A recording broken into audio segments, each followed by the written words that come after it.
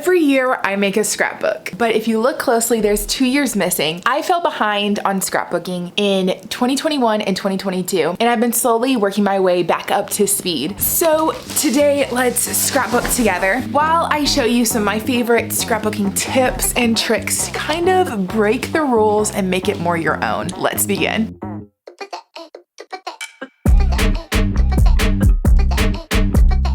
Hey friends, welcome back to the channel. Y'all know one of my biggest passions in life is journaling. This can look like taking notes in my Bible, prayer journaling, journals to my boys. There's lots of different avenues by which I've always, even at a young age, loved to record life. I don't know why I've always had this fire and passion to make the most of my life, and journaling is a big part of that, especially my favorite form of journaling, which is scrapbooking. I love my scrapbooks. As you can see, I love the fact that I'm obsessed with embroidering the edges and putting the years on the spines. Ooh, there's a hair. And I just use like my little brothers for this, my brother embroidery machine. And I also use the kind of scrapbooks where you slide like a 12 by 12 into this clear sleeve. So I have like a very specific, what's the word I want to use? System. But I want to share with you some tips and tricks that you can apply to any system and just take your scrapbooking to the next level. So let's go over to my scrapbooking corner. Let's start working on my next scrapbooking page. This is for 2021, back when we lived in South Carolina. And the page I want to do is a bunch of like random little odd end memories from random little days. You can see I have the photos printed off here already, but I do have 2 tools that I use for printing photos when I need to at home, both of which I've gotten from Amazon. The first one is this little Kodak printer, and it prints Polaroids. I'll have it linked down below. For me, it's so worth it because I have to drive like 20-30 minutes to the closest CVS to pick up my photo prints. So unless I'm going out of the house for the day, it really does make sense to print photos at home. The other one is this, I don't know, I'm gonna put the name of the printer here on the screen. I saw Our Tribe of Many, which is like a mom content.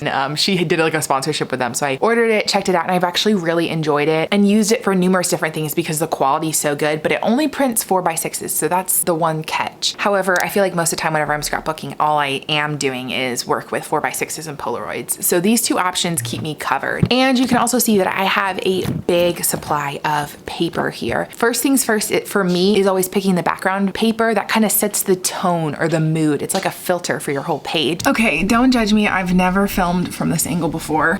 Y'all are getting a new angle in Faithy J's office, and we got the fan going because it's summer in Texas. But I think because of the content that I am scrapbooking, like these just everyday memories that I don't want to forget, I think I want to use this paper pad, which is Recollections, which I think is a Michaels one, and they tend to put their paper pads on sale. I feel like their sales are getting less good though lately. And this one is homey stuff, as y'all guys can see.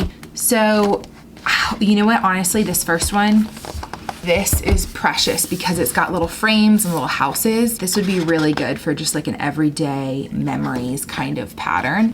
And I think this is gonna be a 2-page spread. Now, one thing I'm trying to get better at when I scrapbook and I'm figuring out the format of my page is remembering to figure out the title, because oftentimes I will forget the title until the last minute. And when I say title, that means Christmas 2026 or whatever. Like the title of whatever page you're making. So I'm gonna do that now, and I've done a couple different ideas recently and I've gotten really creative with my titles. I'm just ripping off like the little part right here. In my summer 2023 page, I did like a dump page of just cute summer memories. I used beads for the title, which I think turned out super cute. This is just one of those ideas that come from walking around the craft store and walking up and down all the different aisles and seeing like, how can I use this idea? How can I use that idea? And sometimes ideas are just for scrapbooking. Other times I discover like a new product or a new idea that can go in my Bible journaling and my prayer journaling and all the different journals I have. But something like this obviously would only work in the scrapbook. There's even these word beads that I got, I think from Michaels, that I spell out I love you with. I love chunky 3D elements on a scrapbook page. It just itches that spot in my brain. But there's something I've been wanting to do, and I've actually had the supplies for it for like a year now, and I don't think I've done it yet. And it's up here in this cabinet. You guys may have seen it in my craft room tour. Is this game Categories? Scramble? What's the game called where you spell things? Okay, for some reason my internet is crashed. Let me know in the comments what the game is called. But I love the idea of spelling out something cute with these letters. On the previous page in this scrapbook, I had said like micro memories, I think. Yeah, sweet micro memories, which I really like the idea of micro memories because there's so many sweet moments in just everyday life that aren't Pinterest worthy. They're not Instagram worthy, but they're scrapbook worthy. Like the messy face from my son eating chocolate pudding, or my son sticking stickers all over his face, or our morning runs. There's lots of little details in the beauty of life that I want to remember. So I think I might spell out like everyday beautiful moments or something like that.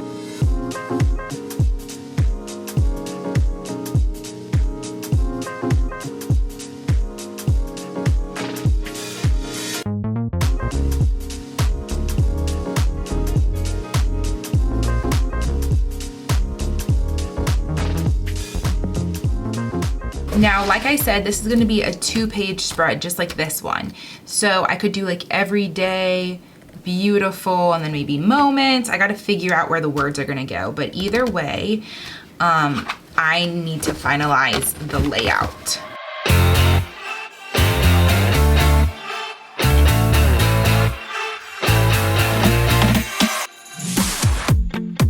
Some photos are just worth cutting out like this, but they work better when the top of the head isn't cut off or a body part isn't cut off. Like if it was the whole body, it would do better. Then little nature finds, they both bring me flowers and pine cones. This is one of those options where you can kind of line them up kind of like this, or like this, where they kind of layer over each other and you just cut out one side of their body. So let me see.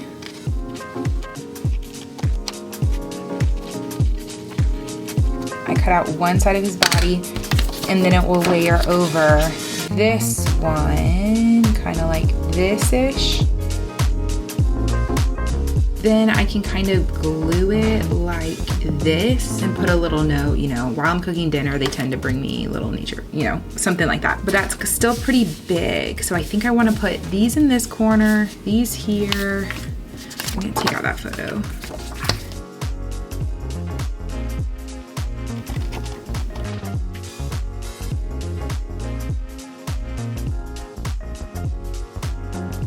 It cut the rectangle. And then I can use just the size up from this, where the paper will be just slightly bigger and lay behind the photo.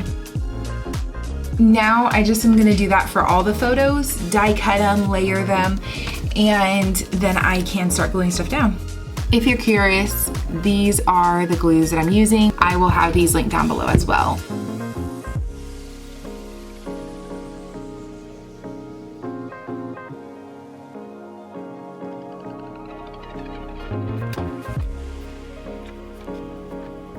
At this point, I'm trimming off all the edges, like the stuff that crosses over the edge, because if I don't, it will become like an optical illusion and I'll end up putting like other things there. All right, so this is what we have.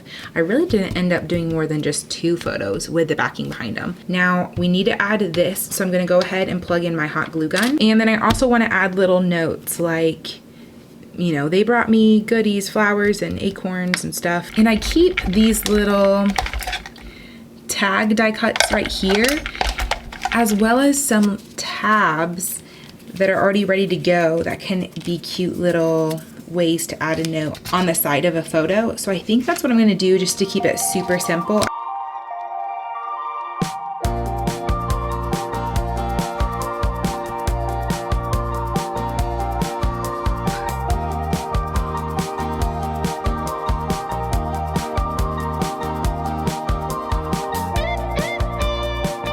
While we wait for the hot glue gun to heat up, I figured I would talk about one of the other things I've started implementing in my scrapbooking within the last year. I think the last thing I've shared is die cuts. There's lots of cute like card designs that are super applicable to scrapbooking. And we did, I think it was like this one together. This is technically for a card, but it's those same cutouts that go through Diana the die cut and then stamps. And it just says Happy Valentine's Day, and it's intended for a card, but it works for scrapbooking. Then there's lots of cute characters. They have peanut butter and jelly, little peaches and pears, things like that, which are so easy to incorporate into your scrapbooking. But y'all know I really like the 3D effect. So I have this cabinet up here. Let me show you. I have lots of little doodads. Y'all know I think you saw, I have these beads up here I was talking about earlier. But something I also really like is beads and enamel pins. Guys, this is like, I don't know, it just scratches something in my brain to use like enamel pins. All you do is like punch it through the page and then you put the back on the back of the page. For me, I just think they're so pretty.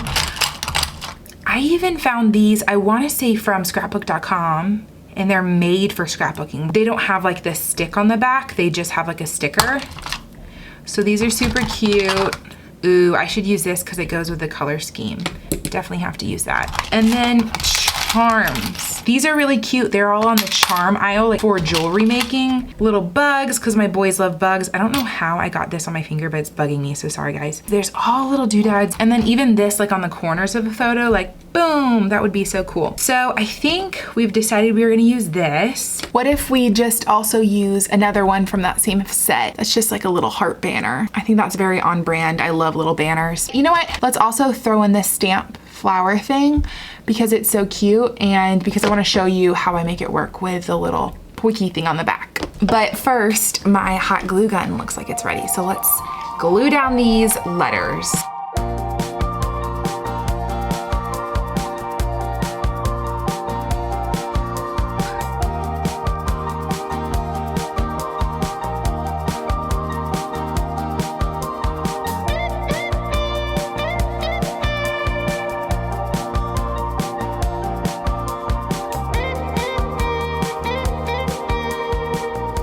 Now, some people would kind of finish here.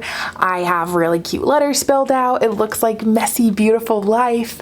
It really is so cute. But I have this pin to add, and I also want to add some really cute stickers onto it to just really give it those details that mean that you're gonna look forever at the page because there's so much going on. We'll do that, but first let me show you. All I'm gonna do is put my fingers on approximately the area that's not gonna get poked and push it through.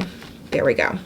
Then now we have the point poking through and I'm gonna put it back on. It's as simple as that. I also have this drawer here that has, oh, this would be precious. This is a Disney Pooh sticker set that I got for like $1 at Joann's the other day. They have sales going on their sticker section all the time. But wouldn't this just be so cute? I don't know if it goes with the color scheme really, but it gives little boy vibes, doesn't it? I think it's so cute. Anyway, these are a bunch of cutesy little, these might work, cutesy little stickers. Yeah, this would be super cute and go with the color scheme. This is so cute, and they're just little crazy details that make it feel playful. It creates the vibe. All of a sudden, it's gonna get a lot more sweet and silly in here. Watch.